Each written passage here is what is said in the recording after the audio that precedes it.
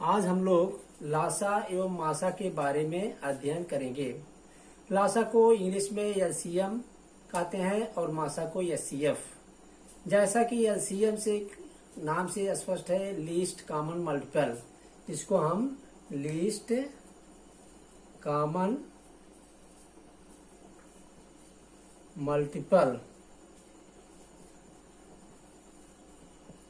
तथा इसको highest common factor कहते हैं।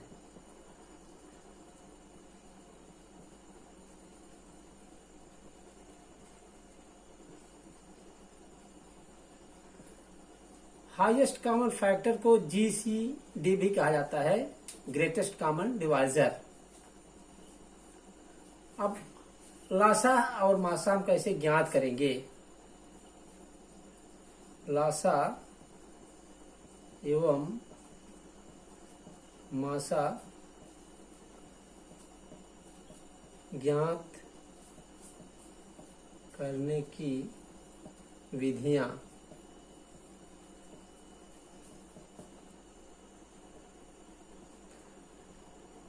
इसमें पहली विधि हमारी है गुणनखंड विधि। गुणनखंड विधि अगर कोई नंबर है दिया गया है तो उसका लासा मासा हम गुणनखंड विधि से निकाल सकते हैं। और दूसरी विधि है भाग विधि। भाग विधि, मान लीजिए कोई नंबर है आपका, जैसे 2, 4, 6, 8। अब इसमें अगर इसका मासा निकालना हो तो मासा, अब जो इसका सबसे बड़ा नंबर है उसको अगर सभी नंबर डिवाइड कर देते हैं तो वही मासा हो जाता है। जैसे 2 चौक 8, 4 दूनी 8। अब 6 से भाग देंगे तो 8 डिवाइड नहीं होता है। अगर ऐसा प्रॉब्लम आता है तो हम 8 का गुणक निकालते हैं। वह गुणक सबसे डिवाइड होना चाहिए। जैसे 8 गुणे 2 करेंगे तो 8 दूनी 16। अब 16 देखिए सबसे डिवाइड होता है, 2 अट्ठे 16, 4 चौक 16। 6 से फिर भी नहीं डिवाइड होता है तो हम इसका अगला गुणक निकालेंगे। 8 गुणे 3 बराबर 8 त्रिक 24। अब देखिए 2 से भाग देंगे तो 24 डिवाइड हो गया, 12 दूनी 24। 4 से 4 छक 24 और 6 से 6 चौक 24। अब यही 24 जो है सबसे डिवाइड हो रहा है, इसलिए इसका लासा जो है आपका, ये लासा जो है बराबर हुआ 24। अब इन संख्याओं का मासा अगर हम निकालते हैं तो मासा में हम देखते हैं कि जो सबसे छोटा नंबर है उससे क्या सभी नंबर विभाजित हो जाते हैं। अगर उससे सभी नंबर विभाजित हो जाते हैं तो वही उसका मासा हुआ। जैसे 2 से 4 विभाजित है, 2 दूनी 4। 6 विभाजित है, 2 तिहाई 6। 8 विभाजित है, 2 चौक 8। तो मासा बराबर हो गया 2। इस टाइप से हम गुणनखंड विधि से भी निकाल सकते हैं इसको। जैसे आपका है 2 का खंड करेंगे तो हो गया 1 गुणे 2। 4 का खंड करेंगे तो 4 बराबर 2 गुणे 2। 6 का खंड करेंगे तो 2 गुणे 3। और 8 का खंड करेंगे तो 2 दूनी 4 दूनी 8। अब इसके नीचे हम लाइन खींचेंगे। अगर लासा निकालना हुआ तो लासा में होता है product of common and uncommon numbers, means जो कॉमन रहे उसको एक बार लिखते हैं। जैसे 2 है 2 है 2 है 2 है तो इसको एक बार लिखेंगे। फिर product of common and uncommon, जो कॉमन नहीं है सब में, उसको भी लिखते हैं। अब 2 यहाँ है तो उसको हम एक बार लिखेंगे। और यहाँ 2 है, कहीं नहीं है तो भी लिखेंगे। और यहाँ 3 है, इसको भी हम लिखेंगे। अब गुणा करेंगे 2 दूनी 4 दूनी 8 त्रिक 24। देख रहे हैं 24 इसमें भी आया। अब इस टाइप से मासा भी हम निकाल सकते हैं। मासा में 2 बराबर लिखेंगे, 1 गुणे 2। 4 को लिखेंगे 2 गुणे 2। और 6 को लिखेंगे 2 गुणे 3। 8 को लिखेंगे 2 गुणे 2 गुणे 2। अब इसमें है product of only common numbers. मासा में जब हम मासा निकालते हैं तो इसमें केवल कॉमन नंबर्स। अब इसमें देख रहे हैं 2 यहाँ है, यहाँ है, यहाँ है, यहाँ है, यही 2 जो है इसका मासा हो गया और सारे नंबर्स छोड़ दिए जाते हैं। इस टाइप से गुणनखंड विधि है। और दूसरी है भाग विधि। कभी कभी क्या होता है, इसमें हमारे छोटे नंबर्स हैं, इसको हम गुणनखंड विधि से या ऐसे जैसे डायरेक्ट निकाले हैं निकाल सकते हैं, लेकिन जब नंबर बड़े हो जाते हैं तो उसको हम भाग विधि से ही निकालते हैं। जैसे कोई नंबर है 12, 15, 32, 64। अब उस टाइप से जो हम पहली मेथड से शो किए हैं उससे अगर करेंगे तो इसमें बहुत टाइम लगता है, तो इसको हम सीधे सीधे भाग विधि से निकालते हैं। भाग विधि में यहाँ पर सबसे छोटा नंबर लेते हैं जिससे इसमें कुछ नंबर कट जाएं। जैसे हम पहले 2 लेते हैं, तो जो कटता जाता है उसको काटते जाते हैं, जो नहीं कटता है उसको हम उतारते जाते हैं। जैसे 2 छक 12, और 15 नहीं कटेगा तो इसको हम उतार लेंगे, और 32 कटेगा 2 16 में 32, 64 2 3 6 2 दूनी 4। फिर वही प्रक्रिया अपनाते हैं, यहाँ 2 से भाग देंगे, 2 3 6, 15 उतार लेंगे, 2 8 16, 2 1 2 1 3, 2 6 12। फिर 2 से कट जाएगा, जब तक 2 से कटेगा हम काटते रहेंगे। 3 नहीं कटेगा उतार लेंगे, 15 नहीं कटेगा उतार लेंगे, 2 चौक 8, 2 8 16। अब इसमें फिर 2 से कट जाएगा तो फिर से 2 से काटेंगे, 3 15, 2 दूनी 4, 2 चौक 8। अब फिर अभी 2 से कट जाएगा, 2 3 15, 2 1 2, 2 दूनी 4। फिर 2 से काटेंगे, 3 उतार लेंगे, 15 1, 2 1 2। अब हमारी संख्या 3 से कटेगी, 3 1 3, 3 5 15, 1 दोनों उतार लेंगे। अब फिर यहाँ हम फिर 5 से काटेंगे, 1 5 के 5 1 1। अब इन संख्याओं का हम गुणनफल निकालते हैं, वही लासा होता है। अब लासा बराबर होगा 2 गुणे 2 गुणे 2 गुणे 2 गुणे 2 गुणे 2 गुणे 3 गुणे 5।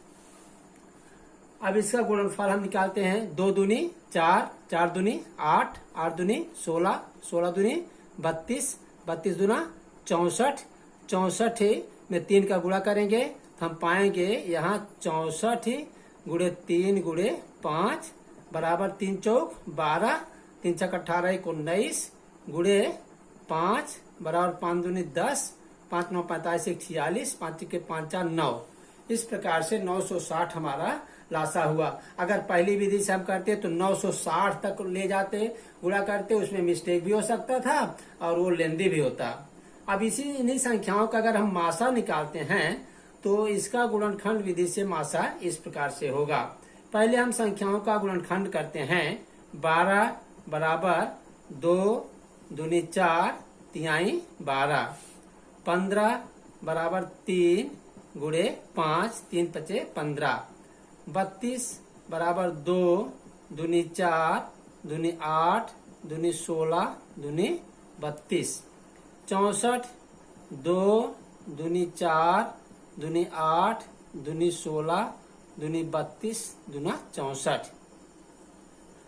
अब यहाँ पर हम जो कॉमन नंबर से रहते हैं वही हमारा इसमें मासा होता है। अब इसमें हमारा देख रहे हैं कोई भी नंबर कॉमन नहीं आ रहा है। यहाँ 2 है तो यहाँ नहीं है, यहाँ 3 है यहाँ 3 है यहाँ नहीं है। इसका मतलब इसमें हम 1 का गुणा सब में करा देंगे। जब कॉमन ना रहे तो वहाँ कॉमन 1 हो जाता है। अब यही हमारा मासा जो है वो बराबर 1 हुआ।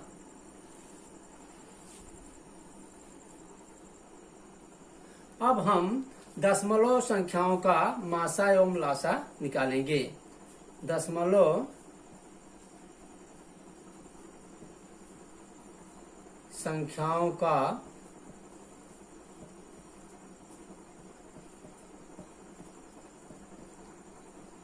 लासा एवं मासा। अब इसमें दशमलव संख्याओं में मान लीजिए आपको कोई नंबर दिया गया है, मान लीजिए आपका है 0.32, 2.4, 0.048। अब इसका आपको लासा और मासा निकालने के लिए दिया गया है। तो ऐसी संख्याओं में सबसे पहले हम इनका लासा निकालेंगे। इसमें लासा या मासा निकालते समय सब हम इन संख्याओं के पूर्णांकों का मासा और लासा निकालते हैं। मान लीजिए लासा निकालना है तो हम इसमें 32, 24 और 48 का लासा निकालेंगे। क्योंकि संख्याएं बड़ी हैं हम भाग विधि से निकालेंगे। अब इसमें 2 1 के 2, 2 6 12, 2 1 के 2, 2 दूनी 4, 2 दूनी 4, 2 चौका 8, 2 8 16, 2 6 12, 2 1 के 2, 2 दूनी 4, फिर 2 चौका 8, 2 तिहाई 6, 2 6 12, फिर 2 दूनी 4, 3, 2 तिहाई 6, 2 1 के 2, 3, 3, फिर 3 1 के 1, 3 1 के 3, 3 1 के 3। अब यहाँ पर लासा हो जाएगा आपका 2 गुणे 2 गुणे 2 गुणे 2 गुणे 2 गुणे 3। 2 दूनी 4, 4 दूनी 8, 8 दूनी 16, 16 दूनी 32, 32 तिहाइयाँ, 3 दूनी 6, 3 तिरका 9, 96। अब इसमें 96 नंबर हमारा लासा में आ गया है। अब इसमें अवशिष्ट लासा क्या होगा, क्योंकि ये दशमलव संख्याओं का है तो यहाँ हम लिखेंगे अवशिष्ट लासा। अवशिष्ट लासा हमारा क्योंकि इसमें दशमलव लगाना है। जब हम लासा निकालते हैं तो दशमलव लगाने के लिए हम इसमें उस संख्या को आधार मानते हैं जिसमें दशमलव के बाद सबसे कम संख्या होती है। आप तीनों संख्याओं में देख रहे हैं, दशमलव के बाद इसमें 2 संख्या है, दशमलव के बाद 1 संख्या है, इसमें दशमलव के बाद 3 संख्या है। तो कम से कम अंक जिसमें होता है दशमलव संख्याओं का वही हम आधार मानते हैं। तो हमारा आधार 2.4 हुआ। अब इसमें हम देखते हैं दशमलव के बाद कितना अंक है। दशमलव के बाद 1 अंक है, इसका मतलब कि 1 अंक के बाद हम दशमलव लगाएंगे। दाहिने तरफ से दशमलव गिनते हैं। यहाँ दाहिने तरफ से 4 मतलब 1 अंक के बाद दशमलव लगा है तो हम यहाँ पर दाहिने तरफ से 1 अंक के बाद दशमलव लगा देंगे। अब इस टाइप से हमारा लासा ये हो गया। अब हम मासा, अब हम इन्हीं संख्याओं का मासा ज्ञात करेंगे। अब जैसे इसमें संगत संख्याओं के पूर्णांकों का हम लासा निकाल करके दशमलव लगाए थे, उसी तरीके से संगत संख्याओं का मासा निकाल करके हम दशमलव लगाएंगे। अब इसमें गुणनखंड विधि से हम निकालेंगे तो 32 का हो जाएगा आपका 2 दूनी 4 दूनी 8 दूनी 16 दूनी 32। 24 का हो जाएगा 2 दूनी 4 दूनी 8 तिरिक 24। 48 का हो जाएगा 2 दूनी 4 दूनी 8 दूनी 16 तिया 48। अब इसमें हम मासा पाते हैं। मासा बराबर ये 2 जो है तीनों में है, 1 2 ले लेंगे, फिर ये तीनों में है दूसरा 2 ले लेंगे, फिर ये तीनों में है तीसरा ले लेंगे। अब देख रहे हैं यहाँ 2 है, इसमें नहीं है तो नहीं लेंगे, यहाँ 3 है, यहाँ है 3, यहाँ नहीं है तो नहीं लेंगे। तो मासा बराबर हो गया 2 दूनी 4 दूनी 8। अब इसमें 8 हमारा मासा हो गया। अब इसमें जो है 8 मासा हो गया। अब इसमें हम दशमलव लगाएंगे। अब इसमें आधार संख्या जो मानते हैं जिसमें दशमलव के बाद सबसे ज्यादा अंक होते हैं। आप देख रहे हैं दशमलव के बाद इसमें 3 अंक है, इसमें 1 अंक है और इसमें 2 अंक है। तो इसमें जो है दशमलव के बाद जो 3 अंक है इसी को हम आधार संख्या मानेंगे। अब इसमें दशमलव दाहिने तरफ से देखते हैं कि कितने अंक के बाद दशमलव पड़ता है, 1 अंक, 2 अंक, 3 अंक।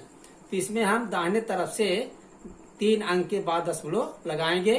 तो यहाँ हो गया 1 अंक ये हो गया, यहाँ अंक नहीं है तो हम 0 बढ़ा देंगे, यहाँ 0 बढ़ा देंगे और यहाँ दशमलव लिख देंगे और यहाँ एक 0 लिख देंगे। यही आपका 0.008 जो है मासा हुआ। यही हमारा अभीष्ट मासा हो गया। अभीष्ट मासा बराबर 0.008।